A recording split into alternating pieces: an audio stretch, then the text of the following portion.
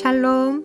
2021년 1월 15일 금요일 50일간의 특별한 말씀 여행을 떠나는 13번째 날입니다. 매일 아침 교역자들이 올려드리는 묵상도 참 좋지만 50일 동안 진행되는 묵상 나눔 채팅방을 통해 성도님들이 올려주시는 말씀과 묵상글을 읽는 것도 너무나 은혜가 되더라고요. 이 한 장 말씀 속에서도 각기 받으시는 은혜들이 다 다르구나 하는 걸 느낄 수 있는데요. 카톡 알람을 무음으로 처리해 놓으시고 함께 가입하셔서 더 큰 은혜 누리시면 좋겠습니다. 그럼 창세기 말씀 여행 13번째 날 여정을 함께 출발해 볼 텐데요. 매력적인 보이스죠? 박진영 자매님께서 낭독해 주시는 창세기 13장 말씀 들으신 이후에 함께 오늘의 말씀을 나누어 보도록 하겠습니다. 창세기 13장.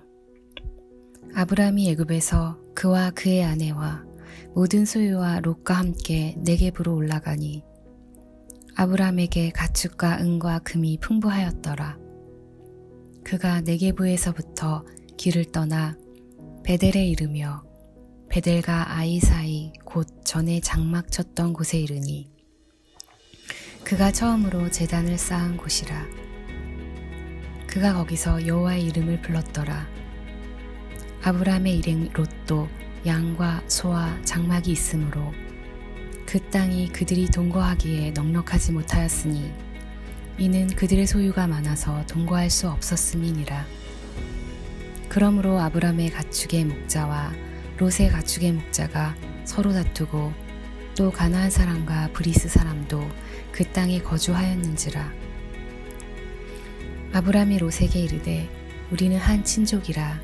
나나 너나 내 목자나 내 목자나 서로 다투게 하지 말자. 내 앞에 온 땅이 있지 아니하냐. 나를 떠나가라. 내가 좌하면 나는 우하고 내가 우하면 나는 좌하리라. 이에 롯이 눈을 들어 요단 지역을 바라본즉 소알까지 온 땅의 물이 넉넉하니 여호와께서 소돔과 고모라를 멸하시기 전이었으므로 여호와의 동산 같고 애굽 땅과 같았더라. 그러므로 롯이 요단 온 지역을 택하고 동으로 옮기니 그들이 서로 떠난지라. 아브람은 가나안 땅에 거주하였고 롯은 그 지역의 도시들에 머무르며 그 장막을 옮겨 소돔까지 이르렀더라. 소돔 사람은 여호와 앞에 악하며 큰 죄인이었더라. 롯이 아브람을 떠난 후에 여호와께 아브람에게 이르시되 너는 눈을 들어 너 있는 곳에서 북쪽과 남쪽 그리고 동쪽과 서쪽을 바라보라. 보이는 땅을 내가 너와 내 자손에게 주리니 영원히 이르리라.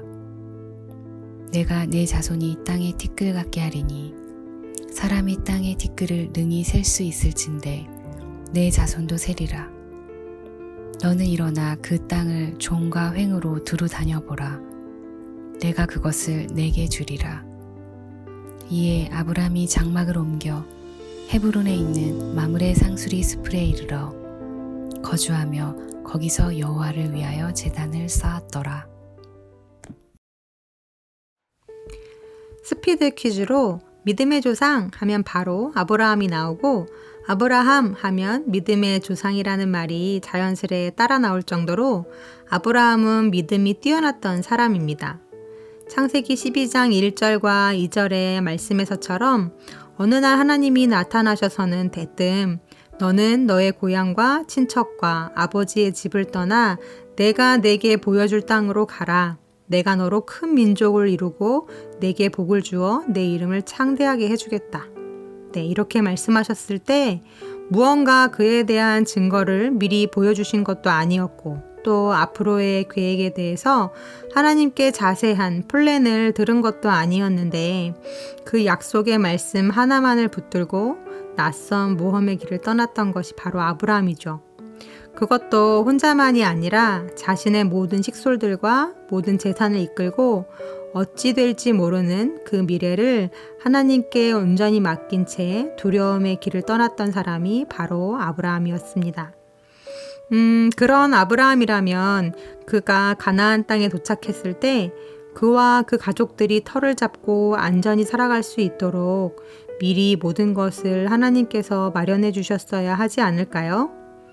그런데 어제 본문 9절에 보면 그가 가나안 땅 베델과 아이 사이에 장막을 치고 그곳에서 제단을 쌓고 여호와의 이름을 부른 뒤에 그곳에 정착하여 행복하게 살았더라가 아니라 점점 남방으로 옮겨갔더라 라는 말씀이 적혀져 있습니다. 여기서 옮겨갔더라에 해당하는 히브리어는 나사라는 단어로 장막의 말뚝을 뽑다, 이주하다 라는 단어가 쓰였는데요. 그것도 문장의 처두와 또 끝부분에 2번이나 반복해서 적혀져 있습니다.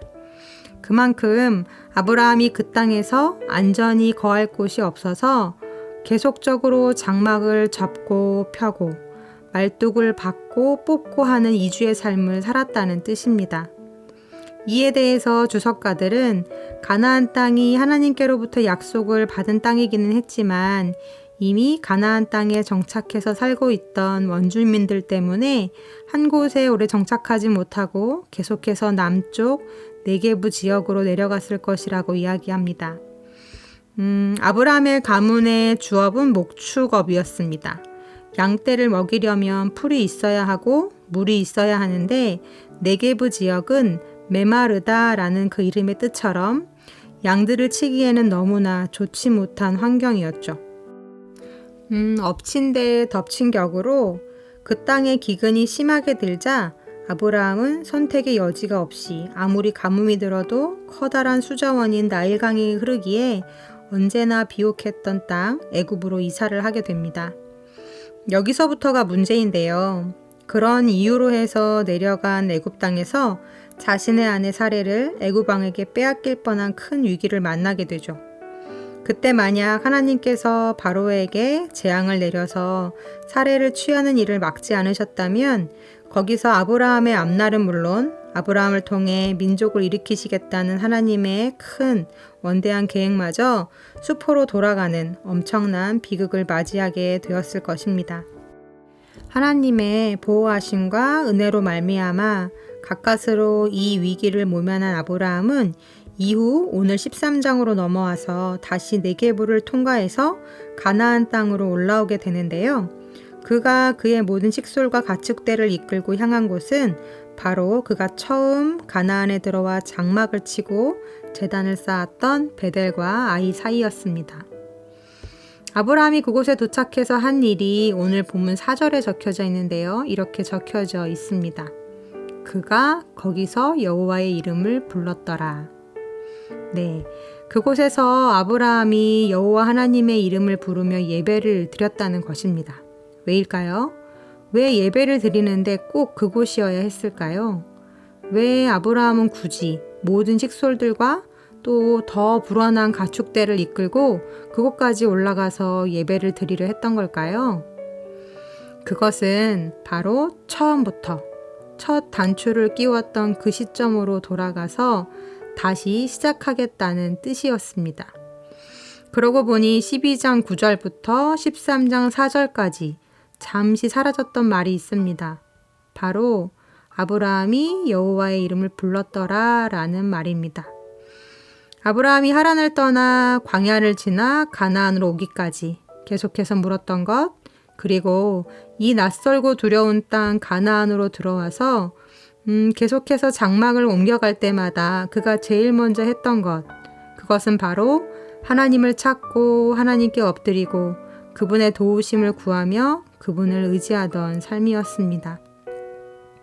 그런데 애굽으로 내려갈 때, 그리고 그곳에서 애굽 사람들을 두려워해 사레를 누이라고 속일 때 아브라함은 하나님을 찾지 않았습니다. 하나님께 묻지 않았습니다. 그저 자기 소견에 오른 대로, 자기 판단에 오른 대로 선택하고 결정하죠. 하지만 자기 눈이 보기에 좋은 대로 선택한 그 선택을 통해 오히려 큰 화를 당할 뻔한 경험을 애굽에서 하면서 그는 다시 철저히 깨닫게 됩니다. 아, 하나님이 나의 복이구나. 그는 그곳 베델에서 주님께 묻지 않고 자기 눈에 보이는 대로 자기 판단에 옳은 대로 선택하고 결정하며 살아왔던 지난 삶을 회개하죠.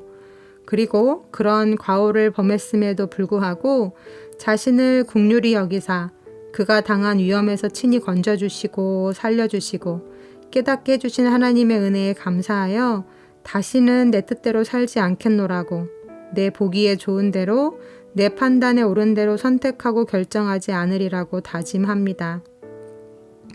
13장 후반부 말씀에는 가축과 재산이 많아진 아브라함과 롯이 한 땅에 같이 거할 수 없게 되자 서로 헤어지는 이야기가 나오는데요.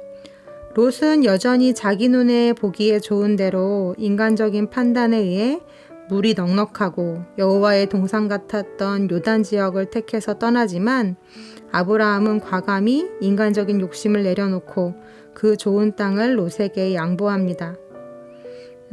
연장자로서 거주지 선택에 대한 우선권이 있었고 질서상으로도 우선되는 권위가 있었던 아브라함이 어떻게 그럴 수 있었나? 그것은 그가 회복한 하나님을 향한 예배, 막막한 상황 속에서 다시금 하나님 뜻을 묻기 위해 엎드리는 삶이 회복되었기 때문입니다. 베델과 아이 사이에서 다시금 하나님을 주목하기로 결단한 아브라함은 롯의 목자들과 자신의 목자들 간의 분쟁이 생겼을 때 하나님께 엎드렸던 것이죠. 하나님 어떻게 할까요? 하나님 이 문제를 어떻게 풀면 좋을까요? 제가 어떻게 하기를 원하십니까? 네, 그렇게 하나님께 물을 때 하나님이 다시 말씀하십니다. 아브라함아, 요단이 복이 아니라 내가 너에게 복이야. 좋은 땅을 롯에게 양보하렴. 하나님이 그분의 뜻을 아브라함에게 알려주시고 행할 길을 친히 보여주십니다. 롯은 자기 스스로 눈을 들어 자기 눈에 보이는 좋은 땅을 선택했지만 하나님은 친히 아브라함의 눈을 들어 믿음으로 그 땅을 바라보게 하십니다. 아직 하나도 이루어지지 않았지만 하나님이 함께 하실 때 하나님의 약속이 이루어질 것이라는 믿음을 가지고 나아가게 하시죠. 오늘의 묵상 말씀, 가장 마지막 절인 18절 말씀에는 다음과 같은 말씀이 기록되어 있습니다. 이에 아브라함이 장막을 옮겨 헤브론에 있는 마므레 상수리 수풀에 이르러 거주하며 거기서 여호와를 위하여 제단을 쌓았더라. 네, 사랑하는 우리 우신 가족들, 내 눈이 보기에 좋다 한들, 내가 생각하기에 이 길이 옳다 한들, 모두가 다 그 방법이 맞다고 한들, 그래도 먼저 하나님께 엎드립시다. 그리고 물읍시다. 하나님 어떻게 할까요? 하나님 제가 무엇을 선택하길 원하세요? 하나님 제게 알려주세요. 어디를 가든 어떤 문제에 부딪히든 여호와 하나님의 제단을 쌓으며 그분의 이름을 부르고 그분께 묻고 듣는 우리 우신 가족들이 되기를 간절히 소망합니다. 그럴 때 하나님이 우리의 행할 길을 친히 보여주실 것입니다. 오늘 주신 말씀 생각하며 함께 기도하시겠습니다. 하나님, 하나님의 길이 나의 길보다 높으며 하나님의 생각이 나의 생각보다 높으심을 인정합니다. 하나님, 내 앞날을 보시며 내 길을 신실히 인도하시는 하나님께 인생의 답이 있음을 믿습니다. 내 눈이 보기에 좋은 대로, 내 소견에 옳은 대로, 주변의 소리에 들리는 대로 선택하고 반응하지 않게 하시고 오직 하나님께 엎드려 주님의 뜻을 먼저 물을 수 있는 우리가 되게 하여 주옵소서. 어디를 가든 무엇을 하든 어떤 문제라도 먼저 하나님 앞에서 제단을 쌓고 여호와의 이름을 부르는 아브라함의 신앙을 회복하는 우리들이 되게 하여 주옵소서.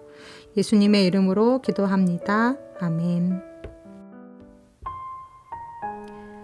지금 듣고 계신 찬양은 찬송가 375장 나는 갈 길 모르니 라는 찬양입니다. 작년에 이어서 그리고 또 올해 특별히 나에게 찾아온 고민이 있으신가요? 나는 갈 길 모르니 주여 인도하소서, 어디 가야 좋을지 나를 인도하소서 라는 찬송가의 가사처럼 이 시간 겸손히 하나님께 물어보시면 어떨까요? 하나님, 제가 어떻게 할까요? 제게 알려주세요. 하나님의 뜻을 가르쳐 주세요. 네, 이렇게 계속해서 잠잠히 하나님 앞에 엎드리며 하나님의 뜻과 음성을 구하는 기도 드리시면 좋겠습니다.